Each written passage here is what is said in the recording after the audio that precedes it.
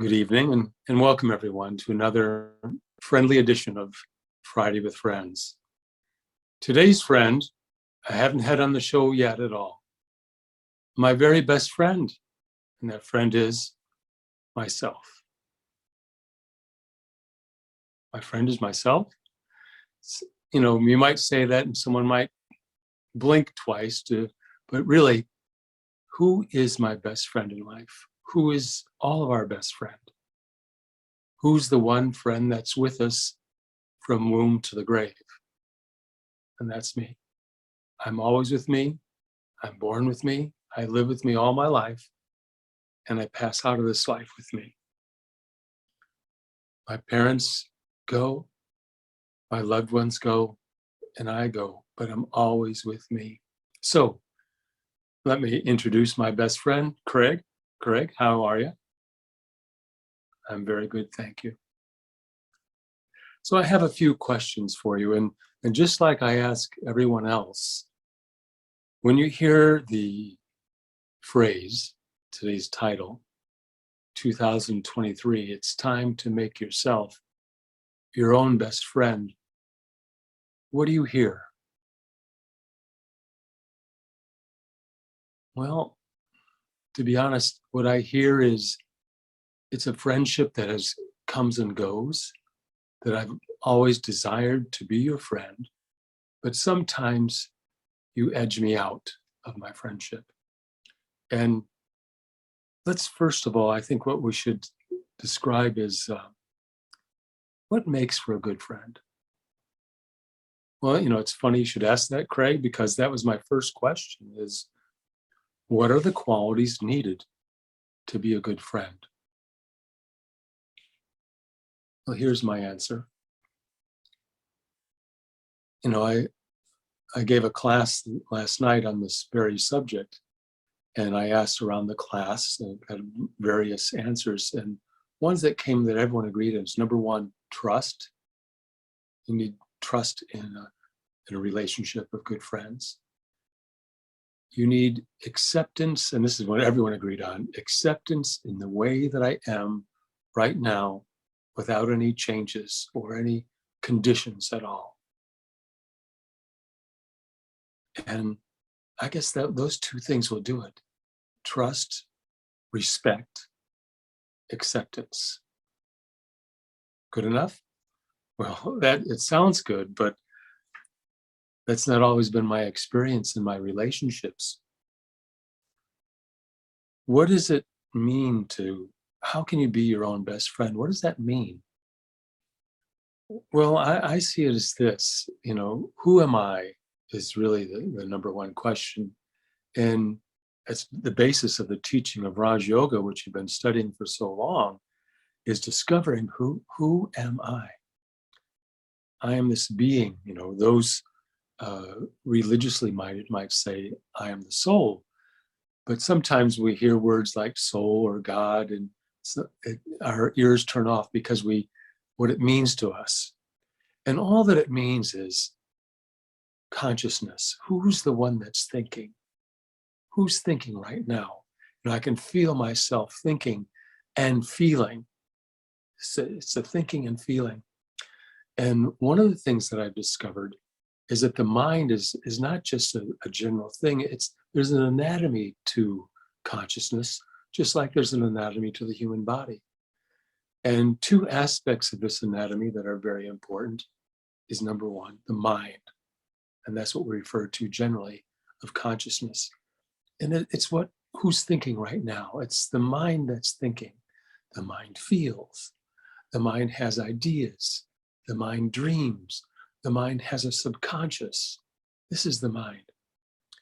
And another part of that is the intellect of consciousness. And what the intellect is, it's just the discerning part. It's the one that makes the decisions, who, in a way, keeps the mind safe or protects the mind. So we have the mind and the intellect. So maybe what I'm saying, maybe there's others who know more than I do about this subject and could say it better. But from my point of view, what I see is that my best friend is the relationship between my mind and my intellect. That The intellect has a job. It's the mind that experiences everything, but it's the intellect that's determining what I experience by what it thinks about, what it says, how I feel. All these things, all this discerning quality is in the intellect. And really, the mind is, I sometimes think of the mind, me, the mind, is being ever pure, like an eternally innocent child. And all this information is in me. Just like you see, I was walking down the street the other day and I saw a 4-year old walking up to all the strangers and saying, hi, hi, hi. And notice how happy that child was, because the mind was totally at work and the intellect of that being hadn't yet learned to protect itself from maybe not to say hi. Or I've learned that people that look like this, I don't say hi. Or this gender I have to be scared of. Or whatever it is, things that we learn, it's the intellect that's doing the learning through life. And the intellect's really real job is to bring, there's only two experiences that I want to have in life. And all, everything that I do, everything that I say, everything that I want is based upon one of these two experiences that I want to have. That's number one, peace. I need to experience peace. Peace is not something that's on the outside. Peace is the fabric of my being. And the other is happiness. And we all know what that is. It's self. It's when it's been unmarred. There's no pollution in it. And I'm free. There's freedom and happiness. So peace and happiness. So to really oversimplify, my friend, my intellect, what I would say your job is to find peace and happiness for me. And therein lies the question. It's the things that you or I, as the intellect, choose that determine my long-term effects. Some things seem very good, but upon doing them over and over, I find that they have a consequence that makes me not feel peace and makes me not experience happiness. And so then there's a result in that. And now there's a mess that has to be cleaned up. So the job of the intellect is to find peace and happiness for the mind. Okay. That does seem to make sense to me. What are some of the obstacles that keep me from being a good friend? I'm glad you asked. It seems like there's so many things that can happen, so many things that can go wrong. The world is so vast, but there's really only one obstacle. It's the other friend, not you, the intellect. It's the false friend. And we call that the ego. It's a different identification. And there's a trendy phrase that I even heard myself saying it earlier on in this little talk. Is that saying sometimes I'm edging out. And I've heard people say that ego, you could go by the letters EGO, edging God out. It's trendy and cute, but it's true that the ego is so powerful. In fact, I was mentioning this in class the other evening, that the ego is just as powerful as divinity, because here I am, the mind, an eternal being, a non-physical being, experience life through this body. I should be filled with all powers, and my subconscious is so vast it should be able to pull information at any time, but I find that that's not my experience. I find that I can go up and down in moods, and it's because of this other jealous friend called the ego. As in children's cartoons, oftentimes there was the scene, you have the angel on one shoulder and then the little devil on the other shoulder. And one is giving you the good advice, and the other says, oh no, don't be a jerk, don't be a fool. They're just going to take advantage of you. And it's not really some guy in a red suit. It's you. It's your intellect, your consciousness but in a false form. And that's what the ego is. It's a it's a replica of me that seems like me, but it's not me. It's based on these things in the world. And as I start having experiences in life, as I grow from a 4-year-old and into my middle school years and into adulthood, more and more experiences come to me.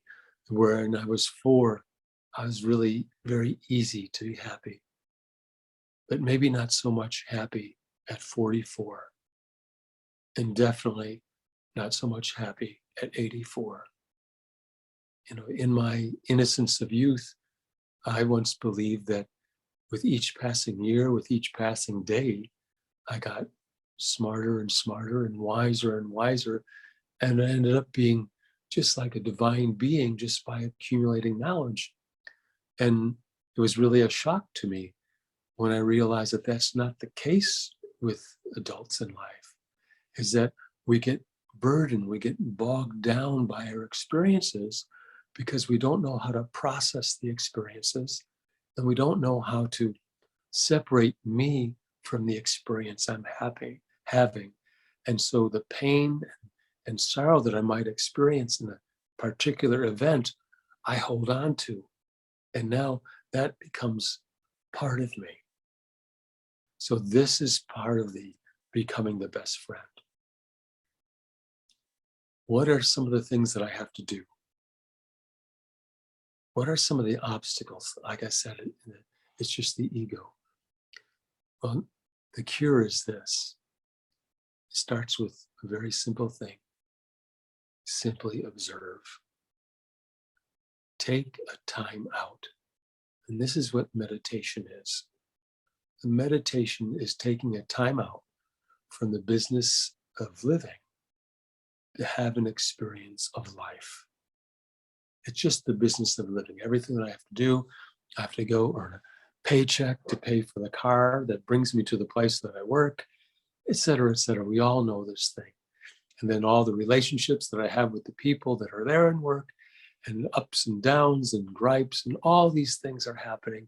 And they come in and I start collecting them. But I realize I'm looking for a way in which to delete those from my consciousness. And so where does that start? It starts with my best friend. We can have a dialogue and talk about it. It's not going to really work well complaining and gossiping to others, because there's always something result that happens that, we all have that experience. It doesn't work. But in my private conversation with myself, this is another term for meditation. It's a private conversation with myself. I can talk to myself. And this is where I trust that a wise intellect. So how do I develop a wise intellect? Well, it's magic. It's done by magic. And what the intellect has to work with is the content that it has. I'll get to the magic in a moment, but first I'll describe the whole process. As is the content in my mind, so is my experience. If my content is always about, why did this happen? How could she say that about me? Anything like this, anything that ends in a question, it's going to continue on and have more and more questions. It's like a tail. As a matter of fact, if you look at a sentence and the shape of a question mark itself, it's like, I see it as a hook. And what do hooks do? They hook on to another. So you have one question, it becomes another question, it becomes another question. It's unending. And what is unending? This is called anxiety. And so then we have another issue. The mind is experiencing anxiety. If the intellect is looking for answers, and it says, go do this, or go do that, or find this relationship, or whatever this is, just kind of grasping at straws, trying to find any way to find peace or happiness. This is all that I'm looking for. And where is that peace and happiness? It's been there. It's not outside. It's not even next door. It can't be bought on Amazon. It's been with me all the time. Peace is my own nature. Peace is my nature. See, this is not normal in our world. It's not common. See, the norm changes all the time. Normal is just what people, the majority says is the most common thing. That's what normal is. And when the normal changes, it becomes a new normal. And we've seen that happen so many generations of that in this short period of maybe the last 10 years even. But natural never changes. So my best friend helps me. It's really turning my intellect into my best friend. The mind is like a child that remains, in a way, there's always an ever pure part of me. That memory is there. And it's just that the intellect is like you're trying to find a file, and you only know how to find the files of the things that have to do with the outside world that the false friend, ego, has convinced you is correct. But it's the intellect needs to go through a purification process so that it can make the optimal choices for the mind to experience either peace or happiness. And this is the friendship that I'm talking about, this dialogue between the self. And it's not that it doesn't mean that it just comes immediately or that you find it right away. And this is the part of the New Year's resolution. It's a resolve. See, a resolve, the reason resolutions don't work is because I'm concentrating on the fruit. I want to experience such and such, or I want to experience this.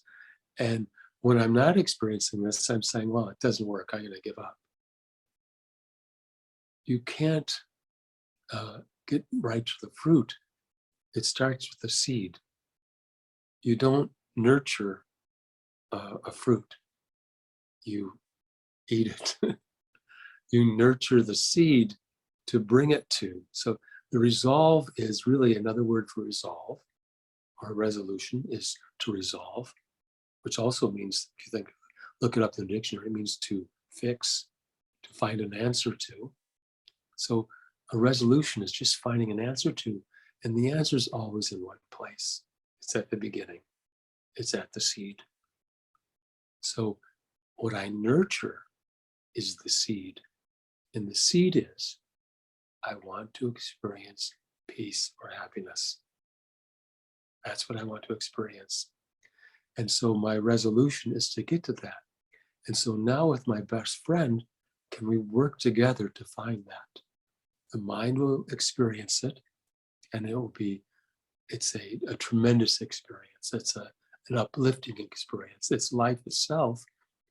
But I need your help, dear intellect, to cooperate with, to find the things that bring me long-lasting peace of the eternal nature and real happiness. The ego on this other shoulder has been telling me other things for quite a time now. And some of the things are very glittery and fancy, not like your little quiet voice of truth that's more like a whisper, but very brilliant, and the whole world understands the ego because that's normal. Ego is normal. But is it natural? So this is the process of meditation.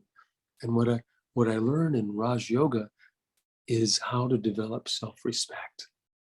And so in order to do that, I have to find out what the self is so that I can respect it. I am a being of peace. I am a being of happiness. That's all.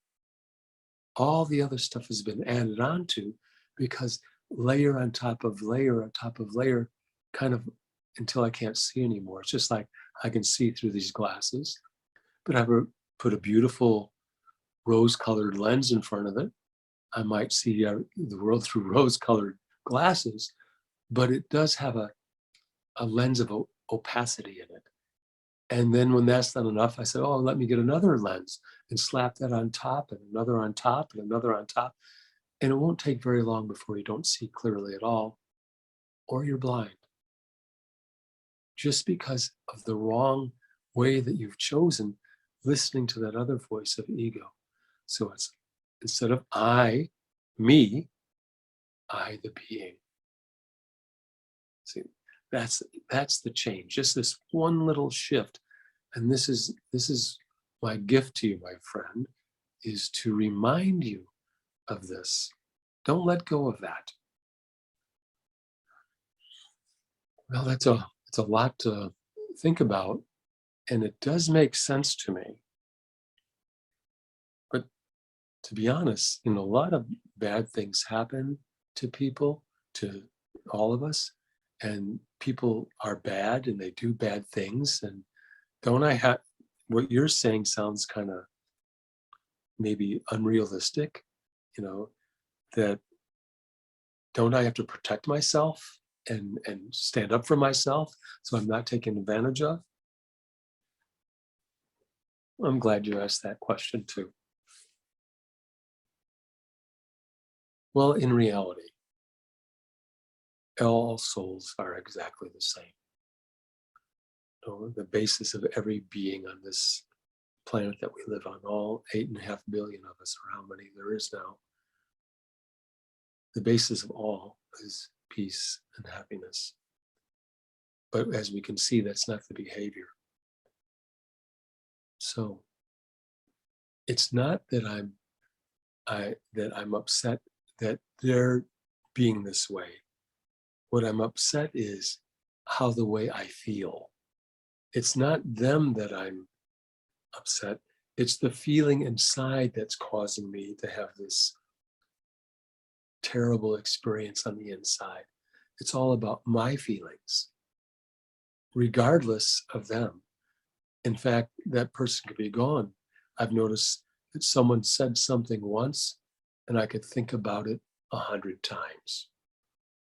And resentment and anger and grudges, it's like someone else does something that's harmful and I put myself in jail.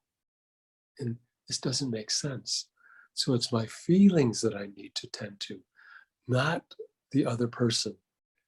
I have no control whatsoever on the behavior of others, but I do have some dominion over how I feel. So this is where I turn my attention. And this is where my resolve is to get a handle on and develop an understanding of my feelings are my choices. Yes, this thing happened. By all means, remain safe. By all means, get out of the line of fire.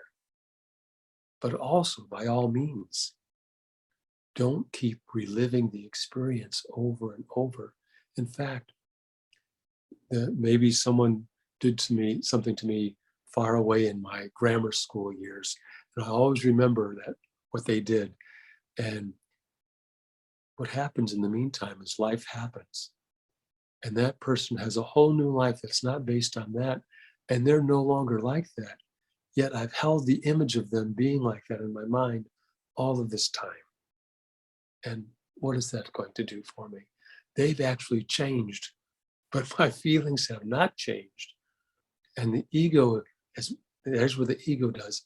Ego wants it to stay the way that it is, because that's when you're the friend of ego, almost like more than jealous. It's almost having possession of you. You're possessed by the ego. That's what type of friend this is. So it's time to break free. Maybe 2023 is the year to break away from this false friend of the ego and experience just myself, being honest with myself. And I could see where it's come up. One of the greatest qualities of protection as human beings that we have that other animals on the planet don't have is denial. And denial is a fantastic thing to have if you have no alternative, because it keeps you from experiencing the essence of the pain. So if it's just kind of pushed aside, like taking a pain reliever, the condition might be there, but at least you're relieved from the pain for a temporary period until the cause can be taken care of. But what happens on this psychological level is I never take care of the cause. I just keep dealing with the symptoms, acquiring new friends, acquiring new things, getting rid of things, getting rid of people, throwing fits, losing my temper. All these things are reactions and they're not cures. So, speaking of cure, let's move into this part of it now. Because I could tell you were about to ask the other questions. Well, that's right. I was going to ask you, okay, I believe you, but what can I do about it? Can you give me some practical tips on how to, as a best friend, I can get myself out of this place of the ego, of using this as my companion? Yes, and it's simple. It's a very simple thing. Call it the magic cure, the magic pill. There's one thing you can do in the morning and one thing at night. Let's start with the night one. The magic pill that you take at night, it's a very small thing, but it has tremendous results, is simply erase all the events and feelings of the day. The last 15 minutes of your waking time, turn off your computers, put your phone away, disengage yourself, and spend time with your best friend. Maybe you only have 5 minutes, 10 minutes, 15 minutes if you're really ambitious. To spend this time with yourself, to observe, because it's not just a day. I have experiences during the day. I have feelings during the day. And it's time to resolve them, as in cure, to bring closure is another good word. Bring closure to the events of the day. So number one is I have to stop bringing in more content because I can't keep juggling. That's what we're really doing in life, why we get tired out. We're juggling so many things. I got to give myself time where I stop juggling and just sit quietly. This is also what meditation is. It's just a closure where I consciously bring an end, to let go of the events of the day, whether harmful, whether I like them, to let go of all of them. Very small thing to do. Tremendous results will come of it. I guarantee it, if you do this every day for 30 days, you'll notice a dramatic shift in your life just by doing this one simple thing. You don't have to believe in anything. You don't have to join anything. Just the act of bringing closure to the day before you go to bed every day. So as you go into your sleep mode, you can actually recharge.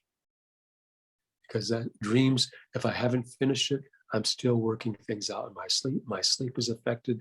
It carries on to the next day. I carry my anxiety, my angst, my depression, whatever I'm experiencing one day to the next. And I just look for quick ways to resolve it. Another cup of coffee, drive faster, yell at someone. All these are symptoms. The other one is what I call the magic flute.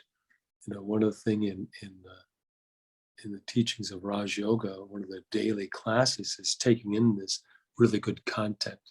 That's erasing content is one thing. And the other that you need is to bring in the powerful and good content. And every morning the class was referred to, it's the word Murli. And what Murli translates into as English is flute, like a song, a divine song playing. And then I was listening to the radio the other day, and it played an opera by Mozart that's called The Magic Flute. And I had remembered studying that. And it really is magic. This content gives me the information. So you don't have to do that. It can be any content. Pick up a book of something that you really respect, of that you think has powerful ideas. It could be affirmations, whatever it is that makes you feel the best part of you, and do that first thing in the morning. Spend some quality time with yourself early in the morning. The earlier the better, because a lot of times by 6, 7 o'clock, already demands of the day. Maybe there's traveling, I have to get dressed. Maybe there's family to deal with. Just as going to bed, the 15 minutes, wake up 15 minutes earlier than the earliest riser in the home, so that you can have that time to yourself and your best friend, you, before anything goes on, so your responsibilities aren't taking you away from this relationship. To give yourself time for quality content to come in. And when that's done in a quiet way, then it's a better chance to absorb. So I have that quality content in the morning, and then the removal of content in the evening. And so what I'm doing now is I'm keeping myself from drifting any further, and removing things little by little by little from the long past. That's a whole nother story that we don't have enough time to get in today, but that's another one. There's plenty already that I've spoken about to give you something. So develop a relationship with yourself based on trust, based on honesty. Sometimes I call it holding myself softly accountable, where I'm not punishing myself, but I'm not in denial either. I just recognize, and that's what a best friend does. The best friend tells you the truth, but has unconditional feelings for you anyway. And that's what we're really looking for. We're looking for some type of unconditional love. And one little side note before I go, I asked the class this the other night. I said, would all of you like to receive conditional love or unconditional love? Well, without reservation, it was unanimous. Everyone wanted to receive unconditional love. So then the next question was, how about what you're willing to offer? Are you willing to offer conditional love or unconditional love? And there the room was silent.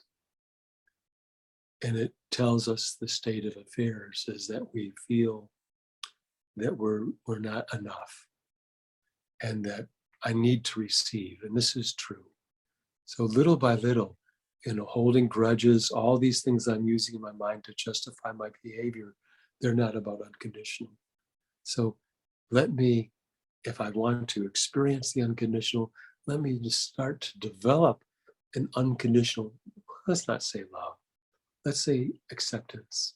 Let's start developing an unconditional acceptance for those in my life. Maybe someone needs forgiveness, and they do. As I start to do this practice of removing the content and bringing in new content and developing this relationship with myself, I don't need you to behave in a certain way for me to be happy, because I have a solid relationship, a state of being, a self-respect.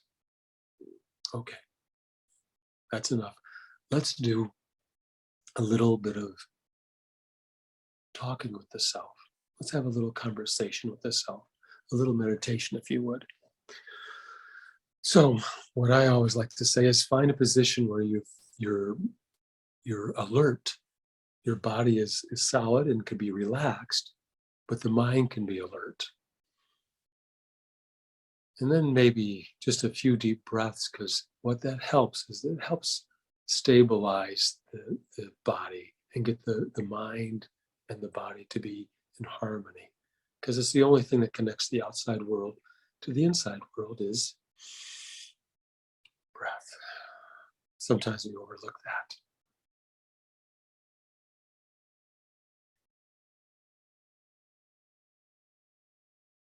And just by the time I get to the third breath,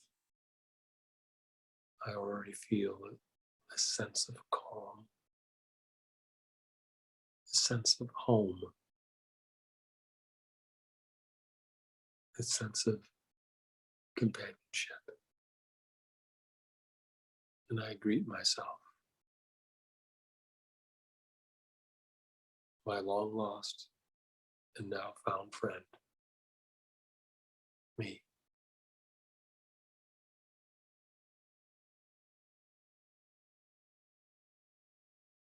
I accept myself to the degree that I don't judge any of the mistakes that's been made. I'm here now. I'm here now because I want to be here now. And I desire to have this change now. I take another breath. And as I start to draw away the energy from the hands and feet, maybe I could even visualize it going up my spine and into my head until it reaches that point where I feel myself being, where I'm thinking right now, a place in the center of the forehead, between the eyes. This is where I am. I'm sitting in this body, but I'm different than this body. This body is my vehicle. I'm here, and I recognize that I'm bodiless. I'm just expressing myself in this way.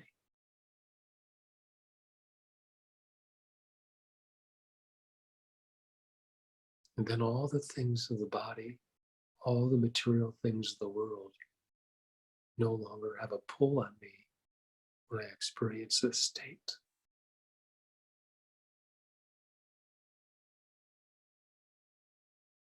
This could be called egoless. I am bodiless, therefore egoless. Just by saying that, I can feel just like old snakeskin falling off me, layer after layer of unnecessary thoughts and beliefs that I've carried all this time, maybe with really good intention. I realize that they're no longer necessary. I feel lighter, freer, more at ease.